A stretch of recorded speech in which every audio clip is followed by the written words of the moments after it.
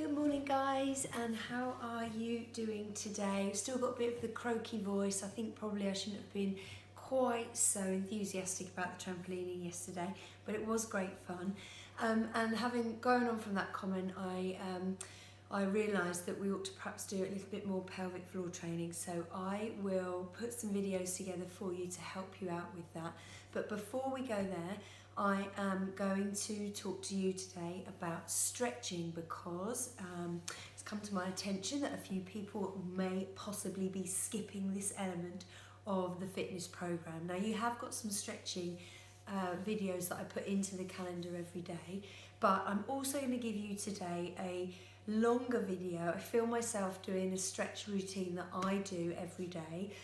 I just need to voice over it, but once I've done that, I'll put it on the app later today for you. Now, I'm not going to put it in your calendar, I'm just going to put it within the training plan, and it will simply be called My Morning Stretch, and then you guys can look at it, watch it, follow it through, and do it as and when you want. Now, there is a guideline for stretching, but pretty much it's to do some stretching every day for all of your major body parts.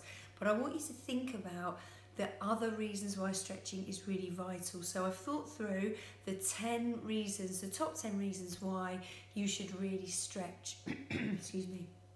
But obviously the first one that is important is that it increases your range of motion and it decreases the amount of stiffness you then have in your muscles. But to take that further, you all know that anyway. You all know that a muscle, so if I want my hand to come up here and I'm doing a bicep curl, my brain is telling the bicep to shorten, and then when I go back this way, the tricep shortens and the bicep lengthens. I hope you can see that. And that's working through the full range of motion of the elbow joint. Now, if we don't stretch our muscles out, quite often I see knees and hips that are very tight, especially in women, that if we're not bringing those joints back to their full range, they start to degenerate. So there's a good reason why it's important to increase your range of motion and decrease stiffness, because you'll slow down the degeneration of your joints as you get older. The second, leading on from that, is that stretching reduces your risk of injury. A flexible muscle is far less likely to get injured if you have to make a sudden move when you're doing something. So, you know, suddenly run after the kids or the dog or whatever. So, try and increase your range of motion for that reason as well. You don't want to be getting injured. We're getting into this now, and if we start to get injuries, it's going to really slow down our progress.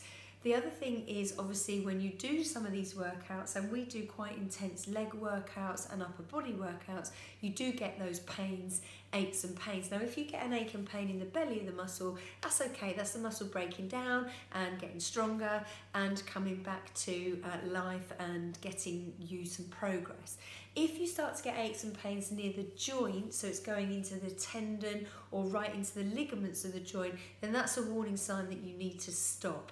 So, but when you have done a workout, we need to make sure that we take those muscles back to where they started from, because they will tighten up and they will shorten. And if you don't stretch, they stay short, and then we get headed towards those injuries and the joints being degenerated and so on.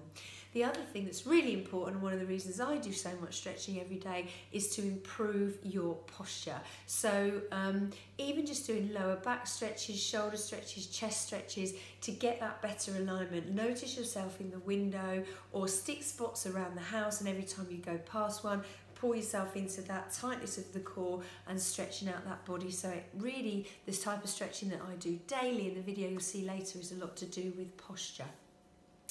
Stretching can also help reduce stress, because a stretched muscle has less tension and therefore less stress. So another reason why, you know, when you're stressed about something, we tend to get these achy shoulders and the muscles shortening. We need to pull down. Quite often we go for a massage, and that's a good way of getting flexibility and stretching done too. So if you can afford to go for a massage on a regular basis, then I would recommend that.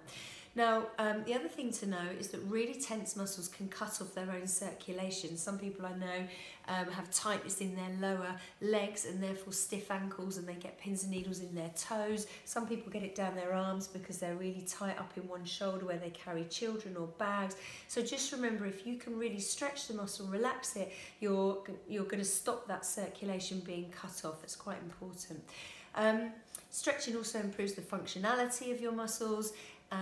You can reduce the amount of stress when you're exercising. So exercising is a stress on the body, so by doing some dynamic stretching before you start, the knee hugs and the arm swings that we do, then that's going to help you prepare for exercise and make the actual exercise session less stressful. Stretching also increases your overall circulation, so we're trying to pump blood towards the muscles to get them really moving and really nurturing and sending all those valuable nutrients down to the muscles, and that works both before and after an exercise session, or even if you do a stretching routine stand alone.